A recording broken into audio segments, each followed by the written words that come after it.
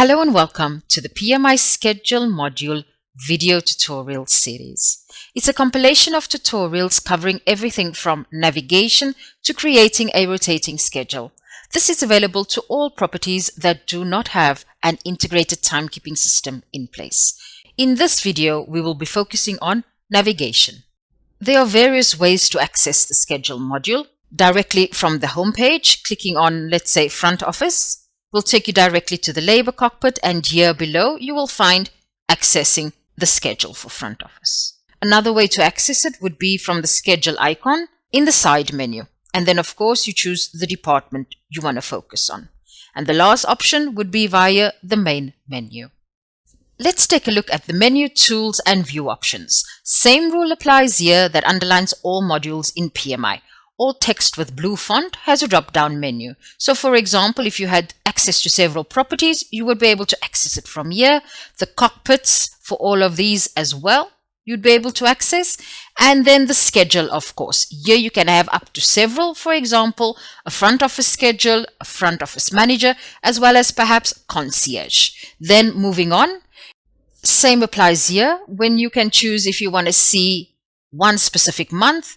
Could it be 10 days or a calendar week?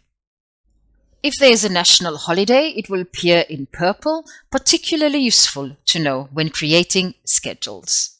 The shift code icon is the shortcut to view all shift codes in the department you are focusing on. Let's have a look at the tools. You are able to access shift codes within the tools. Replace shift code enables you to replace the current code to a new code for a selected user.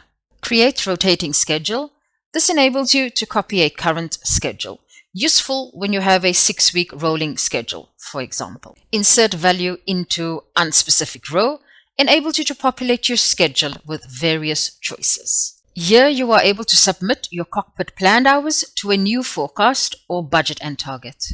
You're also able to add a value of your choice in an information row. You are able to add new teams and new workers. You're also able to refresh your timekeeping system from here.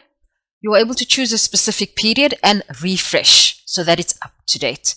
Useful when you've had downtime with your system at the property and you've had to restart the system, and now you just want to make absolute sure everything has been transferred to PMI.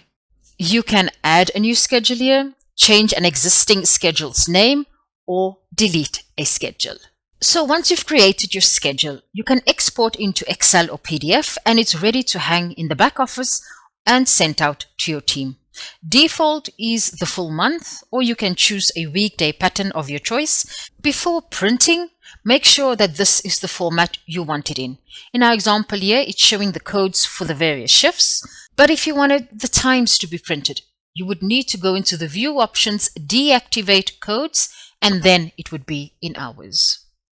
A quick look at the view options. This may differ depending on the department you are focusing on, and we are still in front office. So by activating codes, you are able to see AM or PM or whatever it is you've called it.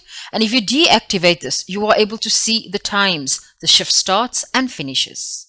You are able to see the cost drivers if you activate. Here it is room nights as well as arrivals and departures. You are able to activate show information, and this would give you the option of manually adding information directly into the row here, and it could be something that affects the department directly, like airport shuttles, for example. You have the option of showing the time bank here as well, so that you have an overview and able to keep track of the hours. You are able to display the weather if you want. You are also able to see if a receptionist perhaps has a shift as a waiter in the department, and that you would clearly be able to see with the asterisks attached to a shift code. You are able to see a summary of all scheduled hours in the cockpit, and this would be your cockpit plus the smart forecast. You are able to see a total summary for the specific period, and then by activating the FTE, it will display all full-time employees instead of hours in the schedule. More information can be found in our knowledge base articles and video tutorial series. Thank you and take care.